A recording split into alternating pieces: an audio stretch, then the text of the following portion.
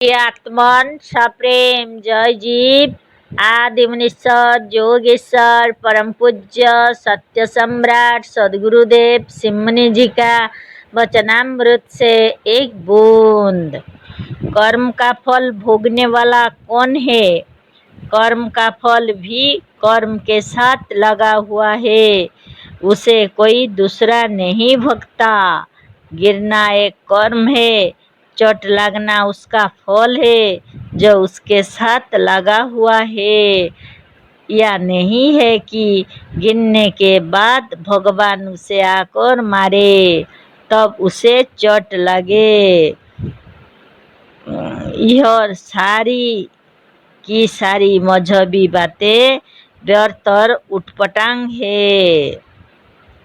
किसी शब्द के अर्थ को बार बार कहकर याद करना एक कर्म है और उसका याद हो जाना उसका फल है।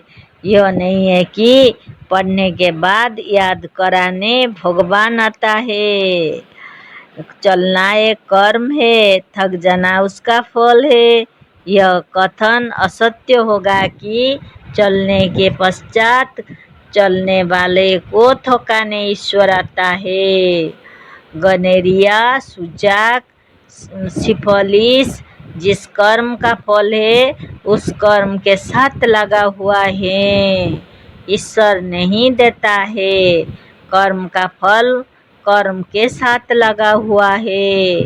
जैसे आम के वृक्षों से आम का फल होता है और आम के साथ लगा हुआ है, उसी तरह से प्रत्येक कर्म का फल कर्म के साथ ही लगा हुआ है। गर्मी का दिन है, नहाना एक कर्म है, उसका फल शरीर का ठंडा हो जाना और साफ हो जाना उसी कर्म के साथ है। मजहबी लोग भी कहा करते हैं कि भगवान भी उसी की सहायता करता है जो अपनी सहायता आप करता है। इसका क्या अर्थ है? इसका अर्थ यही है कि भगवान भी उसी को पढ़ा देता है जो परिश्रम करके स्वयं पढ़ लेता है। कि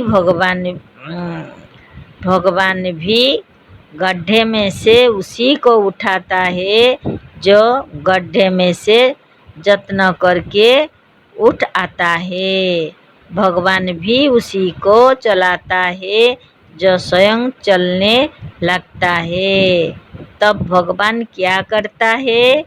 इसमें भगवान की क्या आवश्यकता है? इस पर खूब विचार करो, बातें समझ में आ जाएंगी। कोयला की खदान खोदने वाले कोयले की खान से कोयला निकाल लेते और सोने के खाने से सोना निकाल लेते हैं। इसमें ईश्वर का कोई साझा नहीं है, पर मजहबी कहते हैं सब ईश्वर ही करता है। यह नितांत झूठी बातें हैं।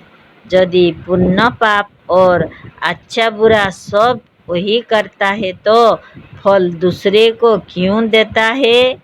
प्रत्येक मनुष्य अपनी कर्मों के अनुसार धन दरिद्रता रोग स्वास्थ्य ज्ञान अज्ञान उन्नति और अवनति को प्राप्त हो रहे हैं। इसमें ईश्वर का कोई हाथ नहीं है। यदि ईश्वर ही पाप पुण्य का करने वाला होता तो उसका फल भी वही भोगता है। जय जी।